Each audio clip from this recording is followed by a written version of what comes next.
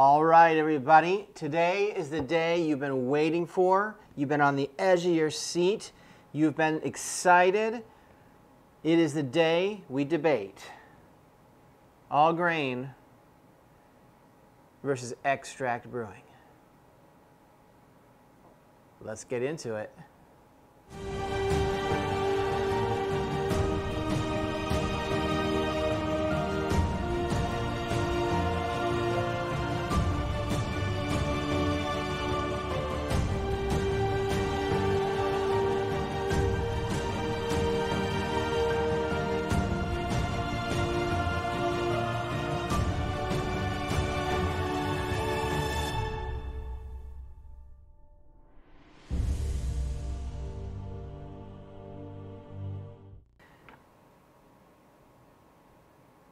All right, everybody, so do you know I don't even know what this beer is?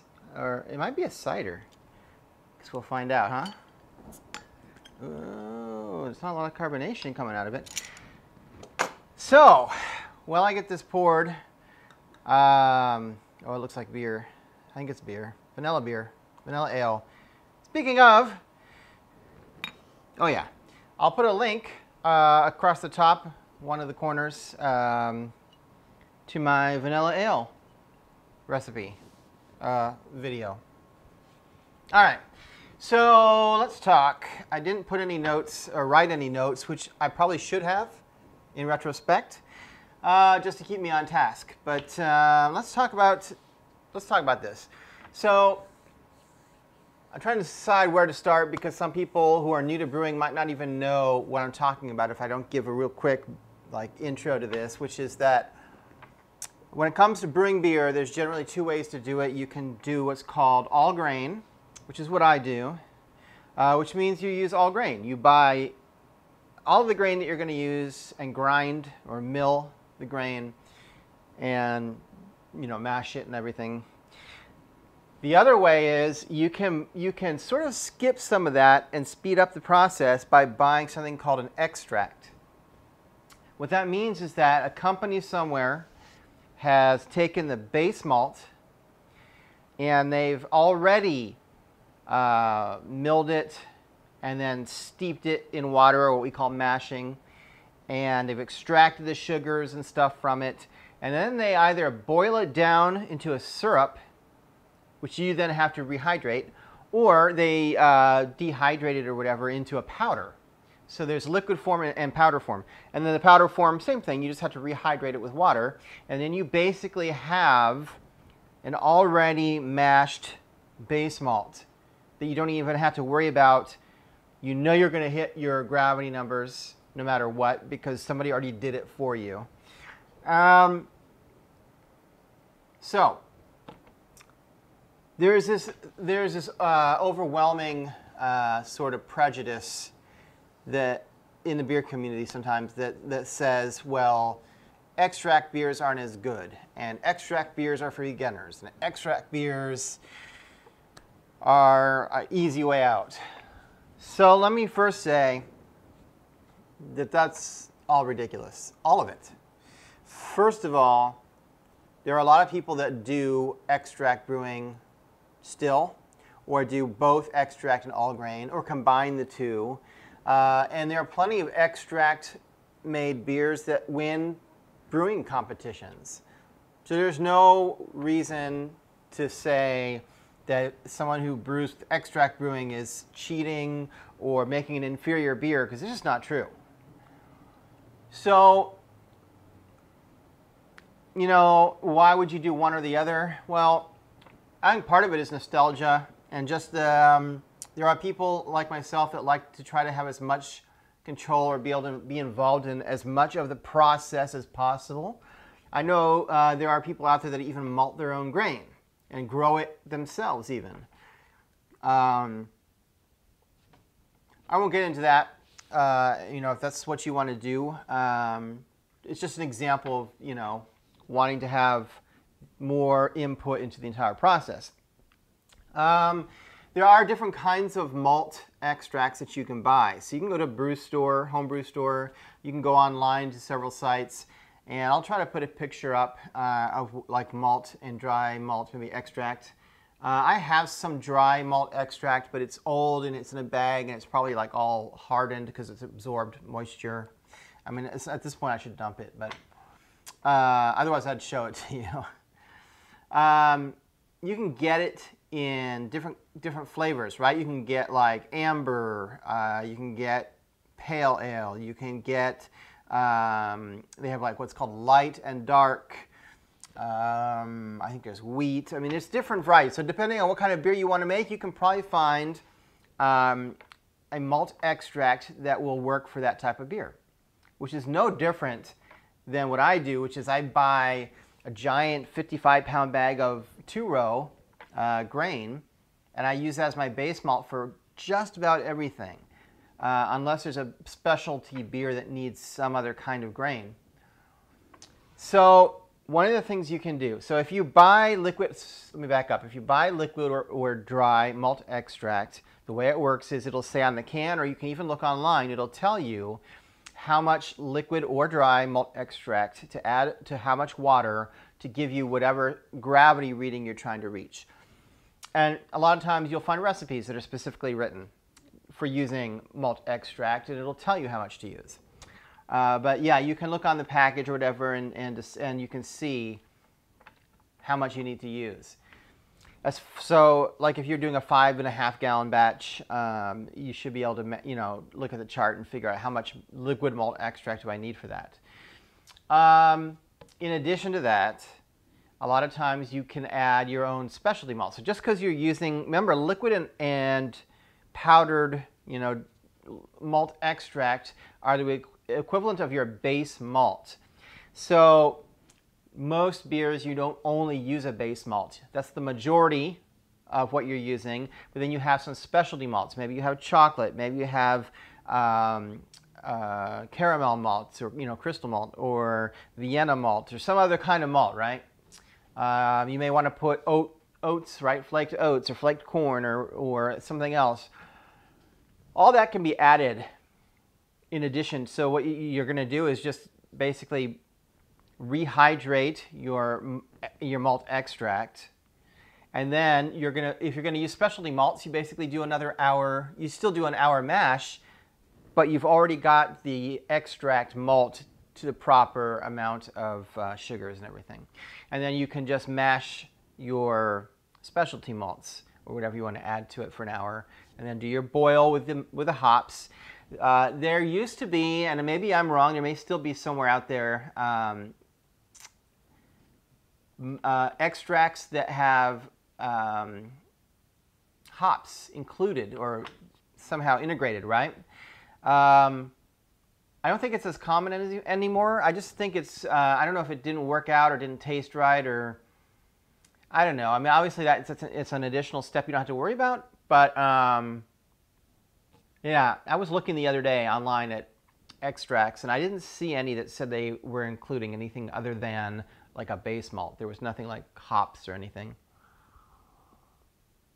So there's another reason to keep around. So even if you're like me and you do mostly all grain brewing, the other reason to keep malt extract around, and the reason I have, for example, powdered, is because occasionally when you're making an all grain recipe, for whatever reason, you don't hit your numbers, right? You don't hit your gravity numbers. So obviously if there's too much sugar in your wort, your number's too high, that's the easy solution. You just have to figure out the difference and water it down, right, to the correct gravity number.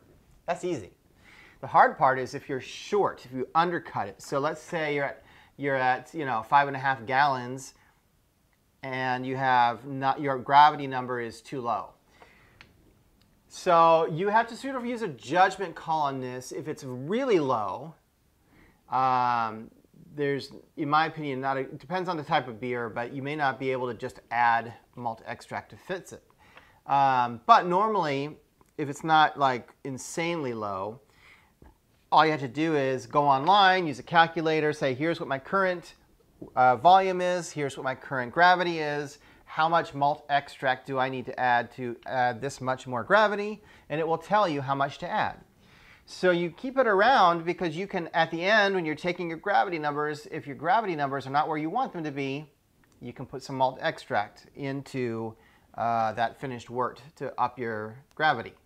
That being said, remember that malt extract is only to the point, so it's the base grain that it's gone through the first hour of mashing, and then I would say it had to be boiled, because if it's a syrup, like it's liquid, they would have had to boil it down. And if it's dehydrated, I'm assuming it's sort of similar situation. So you can't really just add this. I've tried this once with the powdered. I assume it's, I wouldn't want to try to do it with the liquid either because of the syrupiness of it. But you can't just like dump that into your existing wort. It's not going to mix very well. And so it's really not going to fix your problem. So once you figure out how much you need to make the adjustment, then you want to add that at least to a small amount of water, so that even if it's like a sort of a slurry that you're making or whatever, you want to add it to some water, like on the stove, but you heat it up. It's the only way to get it to really mix in. Then let that cool just enough so it's not going to kill your yeast, and then you can add that to your wort. So that's basically all I have to say about malt extract. I will be doing at some point, I have a whole list of things I want to make that'll be coming up on the channel. And I keep adding to it, but I will add to the list that I'll do an extract beer. I don't know what kind yet, or if I'll just, I'll do it like substitute the malt extract, for my base malt in a regular recipe. I will say, and this is just my personal opinion or preference, other people may not agree with me, but I think that the liquid malt extract is an easier thing to work with. First of all, the powdered, especially if you're just keeping the malt extract around in case you need to like fix your gravity number because you didn't hit your numbers.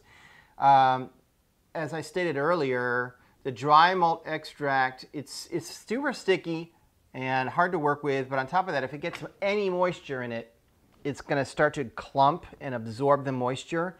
So you really need like an airtight container to store it in. Ziploc bag just didn't work very well. And also, it's, I think, harder to add at the end because you do have to really rehydrate it in hot water first in order to get it to really mix properly. If you just try to pour that into your wort that's at room temperature, it's sort of like mixing, if you've ever tried to mix like baking cocoa powder, it just doesn't mix. Even with hot water, that has a hard time mixing, but with cold or room temperature, it just doesn't mix. So my preference has been liquid. It's always liquid. It does come in kind of these large cans, so it takes up a little bit more room. It's a little heavier. I just think it's easier to work with.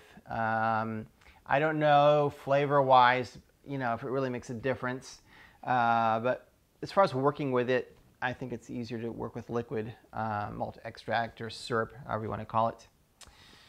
Other than that, yeah, as I said, there's no reason to say that, or to, insinuate that,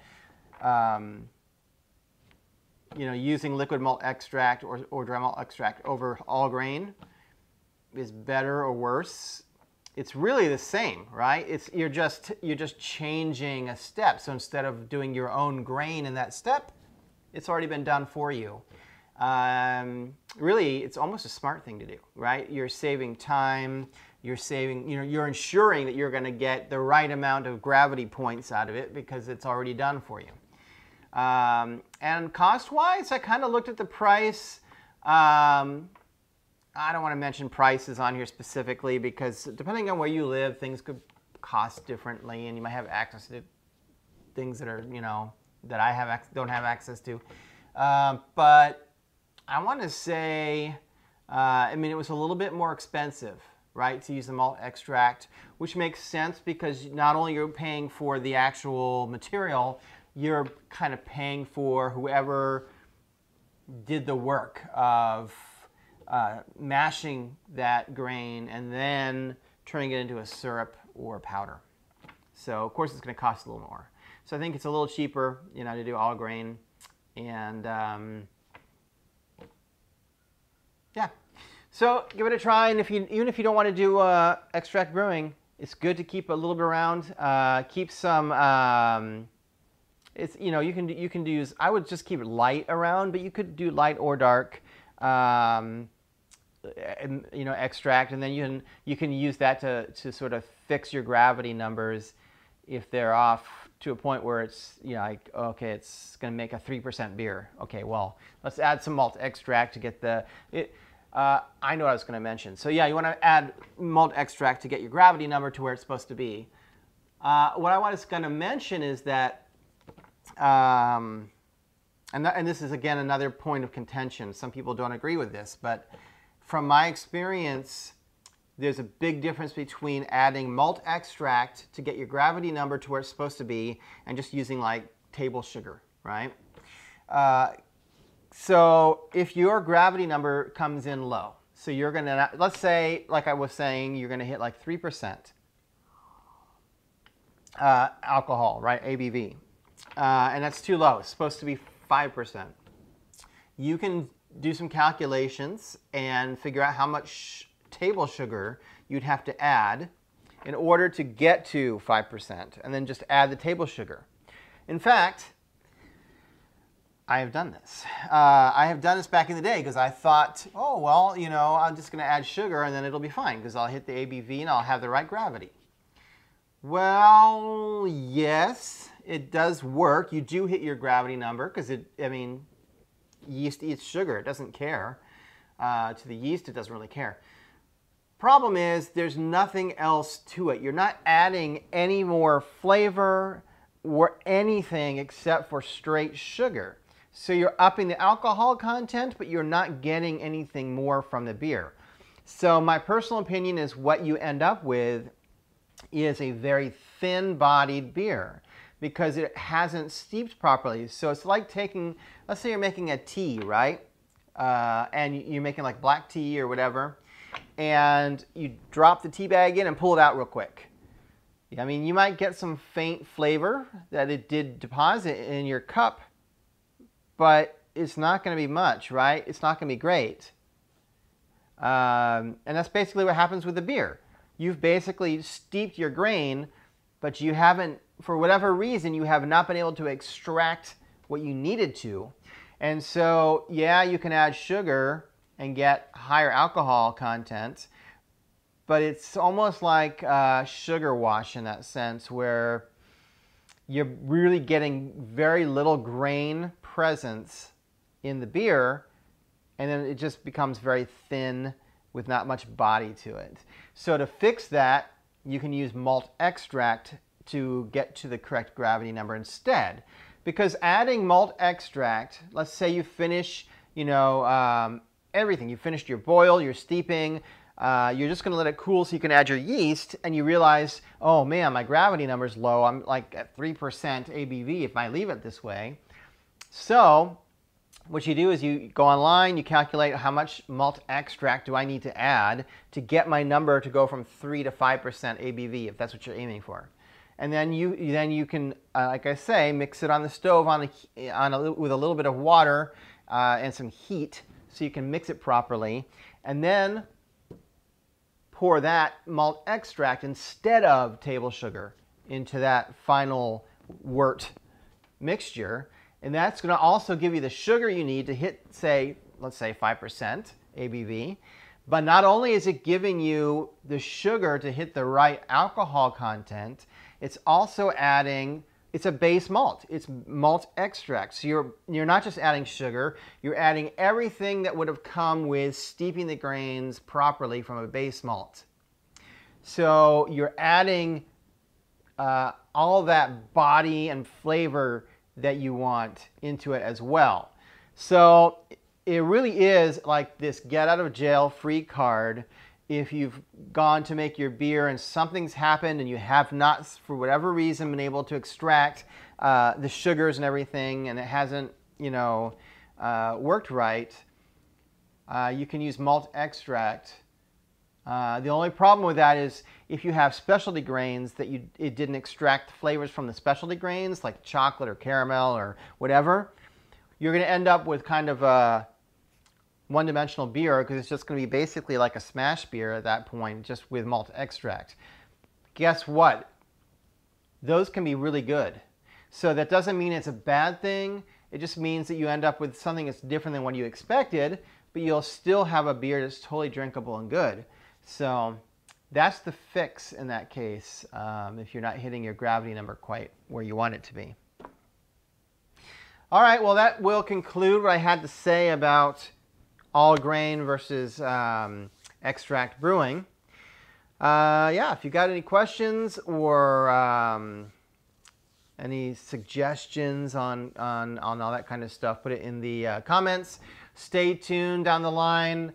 Honestly, it will be months before I do an extract beer, but I will do one. It's just that I have a list already growing of things to do, and unless I decide to slip it in somewhere sooner, it's probably going to be a good 3 months, maybe longer, about 3 months before I do an extract beer.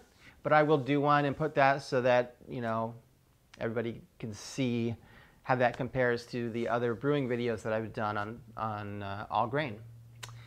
So we'll see you next week. Keep on brewing.